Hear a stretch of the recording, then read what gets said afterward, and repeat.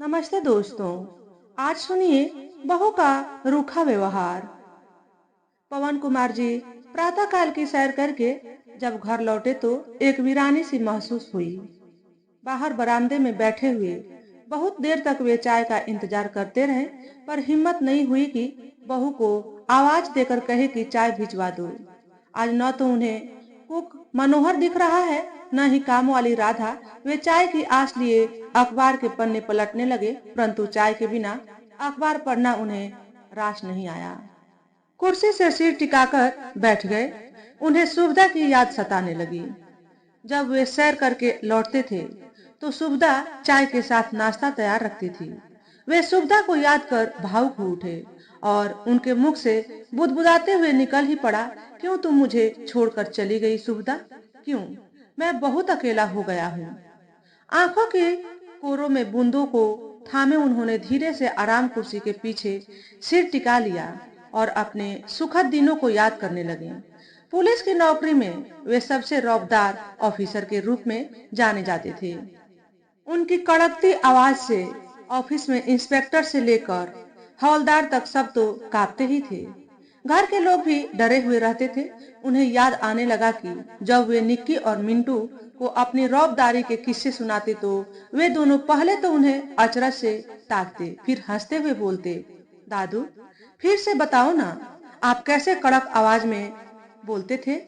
फिर वे खड़े होकर रौबदार लहजे में दोहराते तो वे दोनों ताली बजा बजा कर हंसते और उनकी नकल उतारते। यह सब याद आते ही उनके मुख पर हल्की सी मुस्कान आ गई। वे सोचने लगे कि निक्की तो अब बड़ी हो गई है। हाँ, मिंटू अभी भी उनकी बातें याद करता है। किसी की आहट से उन्होंने आंखें खोली। धोबन थी, बहू को पूछ रही थी। उन्होंने आवाज लगाई, नेहा। तभी नेहा ट्रे में चाय नाश्ता लेकर आई और टेबल पर रखकर धोबन के लाए कपड़ों का हिसाब करने लगी। उसकी मुख पर छाई बेरुखी को देखकर पवन जी की हिम्मत ही नहीं पड़ी कि बहू को बताए कि आज मेरा दोस्त सोहन दुबे मिला था, वह शाम की चाय पर आएगा। पता नहीं वह प्रत्युत्तर में क्या कहे। वह चाय पीकर कमरे में आए और फिर नहा धोकर पेपर पढ़ने बैठ गए। दोपहर में रोज की तरह जब निक्की पेपर लेने आई तब उन्होंने कहा, बेटा माँ को बता देना कि शाम को सोहन दादू आएंगे। तुम्हें याद है ना सोहन दादू की? मेरे बचपन के दोस्त। हाँ दादू, मुझे याद है। वही ना जो मेरे लिए चॉकलेट लेकर आते थे? हाँ हाँ वही। इस बार वे बहुत दिनों बाद बेंगलोर से आए हैं। ठीक है दादू, मैं मम्मी को बता दूंगी। इतना कहकर अखबार लिए निक्की चली गई। दोपहर का खाना खाने के बाद पवन कुमार जी कमरे में ही टहलते रहे। बचपन की यादें उनके मन में दस्तक दे रही थी। टहलते हुए कभी वे मुस्कुरा उठते तो कभी भावी पलों के आनंद की कल्पना मात्र से प्रफुल्लित हो उठते। सोहन का बेटा शुभम व उनका बेटा वरुण बचपन में अच्छे दोस्त थे। पढ़ाई समाप्त होते ही वरुण ने अपना शोरूम खोल लिया व शुभम बैंक में नौकरी करने लगा। दोनों की शादी भी 1 वर्ष के अंतराल से ही हुई थी। वरुण का विवाह उसकी पसंद से एक बड़े व्यवसायी की पुत्री नेहा से हुआ था, जबकि शुभम का बैंक कर्मी से। उन दोनों की शादी के बाद दोनों परिवारों में पहली सी अंतरंगता नहीं रही। नेहा अपनी तरह के उच्च स्तर के लोगों से ही मिलना जुलना पसंद करती थी। शायद आर्थिक समृद्धि भावनात्मक लगाव को समझने में असमर्थ होती है। उन्होंने स्वयं भी कई बार नेहा के व्यवहार में उच्च आर्थिक स्थिति का दम महसूस किया था। सुभदा ने 1-2 बार नेहा को समझाने की कोशिश भी की थी, लेकिन कार का हॉर्न सुन वे वर्तमान में लौटे। शुभम की कार दरवाजे पर रुकती दिखी। उनके अंदर उत्साह का संचार हो गया और वे तेज कदमों से बाहर बरामदे की तरफ चल पड़े। गर्मजोशी व आत्मीयता से भरे मिलाप में दोनों की आंखें नेह से भीग गई। आराम कुर्सी में बैठे हुए दोनों कभी वर्तमान की बात करते तो कभी अतीत को दोहराते और कभी जमकर ठहाके लगाते।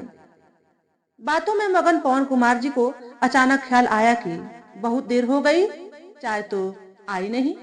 कुछ देर कसम कस में रहने के बाद उन्होंने निक्की को आवाज लगाई, पर कोई जवाब नहीं आया तो सोहन ने कहा, अरे रहने दे, बहू को बहुत से काम होते हैं, व्यस्त होगी। पवन के मुख को अभी भी निराशा के बादलों से घिरा देख सोहन ने ठहाका लगाते हुए कहा, हमारी बातें चाय से कम मीठी है क्या? देखना इसका स्वाद कितना देर तक बना रहेगा। किंतु पवन कुमार जी का अनमनापन बढ़ता ही गया और कुछ देर बाद वे उठकर रसोई की तरफ चल दिए। रसोई में सन्नाटा पसरा हुआ था। वे धीमे कदमों से बहू के कमरे की तरफ बढ़े। दरवाजे के पास ठिठक कर खड़े हो गए, फिर बड़ी हिम्मत जुटाकर धीमे स्वर में कहा, निकी बेटा, माँ से पूछना 2 कप चाय बना पाएगी?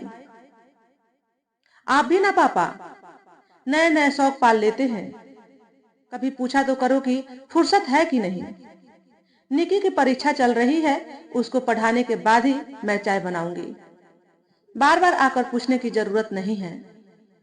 बहू के मुख से कठोर वचनों को सुन अपनी बेचारगी को छिपाए वे सोहन के पास आकर बैठ गए। कुछ देर बाद नेहा ने निकी के हाथ से केटली में चाय और 2 कप भिजवा दिए और साथ में थे केवल बिस्किट। यह देख पवन कुमार जी का मन विक्षुब्ध हो उठा। आज ऐसी स्थिति हो गई है कि हम अपने दोस्त को नाश्ता भी नहीं करा सकते। यह विचार उन्हें उद्वेलित करने लगा। खैर, जैसी भी चाय थी, दोनों ने मुस्कुराते हुए चुस्की ली। लजीज बातों से मन बहलाया, ठहाकों से पेट भरा और कुछ देर बाद सोहन जी चले गए।